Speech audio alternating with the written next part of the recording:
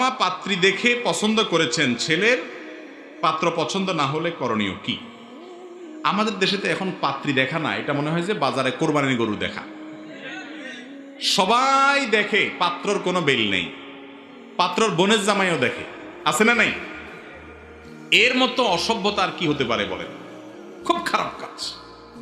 আরে ভাই, বিয়ে যে করবে সে দেখবে, তার পরিবারের মেয়েরা দেখবে, এমনকি পাত্রের বাপও দেখবে না। দেখবে শুধুমাত্র একজন পুরুষ, সে কে?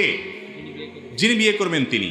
আর তার পক্ষ থেকে তার মা, বোন, ভাবি তারা দেখতে পারে ভেতরে যে, কিন্তু কোনো পুরুষ দেখতে পারে না, জায়েজ না, এটা গুনাহ।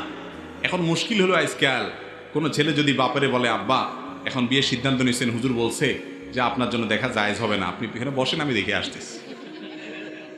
বলবে যে বেয়াদব, বিয়ের আগেই অবস্থা রে বাবা, এই মেয়ে বিয়ে করার পরে জানে তুই আর কত মাসালা ভাই।